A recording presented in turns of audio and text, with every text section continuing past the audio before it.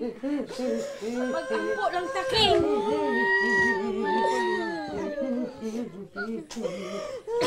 Tawa si Papa ka. Ni sa panaginip hindi raw inakala ng pamilya Recomono na ganito ang sasapitin ng mag-amang Rogelio at Ricky. Kasama sila sa 14 na napatay sa operasyon ng Task Force Sauron ng PNP Region 7 kontra illegal firearms. Hindi namin matanggap na patay siya.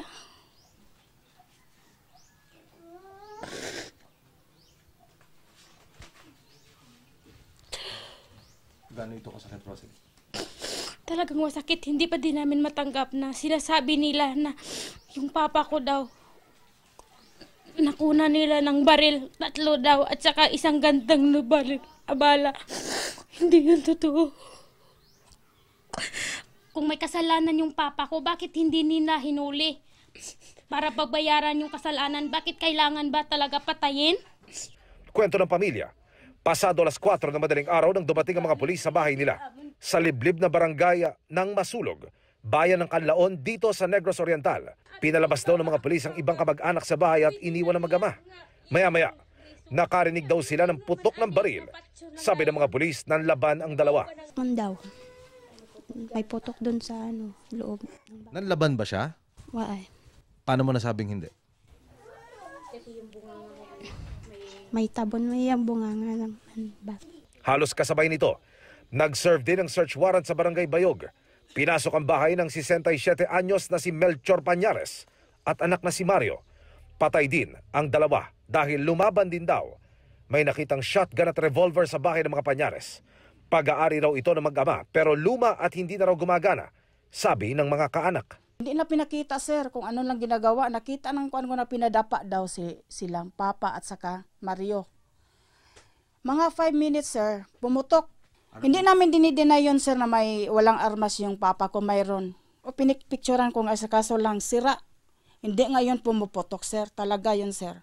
Tulad ng mag-amang Recomono, mga pulis pa raw ang nagtakbo sa ospital sa mag-amang Pañares. Pinasunod na lang daw ang mga kaanak. Bakit pagpunta namin sa ospital, sir, patay na silang dalawa daw? Dami na silang sugat, sir. Kasi sabi nila, sir, wala daw sugat.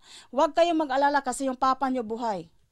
Ang bina nyo buhay, sa paan lang daw nila binaril. Nung madaling araw din ng Sabadong iyon, may police operations din sa buong Negros Oriental. Ayon sa PNP, lehitimo ang operasyong nangyari. Search warrant daw sa mga baril. Ang pakay ng mga pulis. Ito po yung service po ng search warrant sa baril 10591.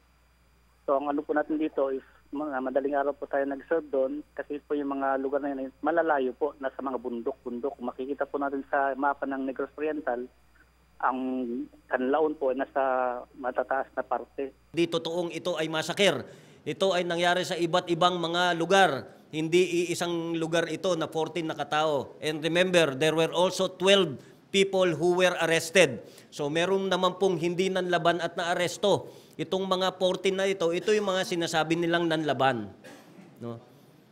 Hindi naman siguro magpapaputok yung ating mga pulis kung hindi na naman talaga nanlaban itong mga tao na to. Pero ayon sa Negros Oriental Governor, sana raw hindi na humantong sa patayan ng ginawang police operations. Pwede namang ihuliin kung may armas, ikulong na lang natin. Siguro ang family must siguro mag-file o complaint lang siguro sa mga proper authorities.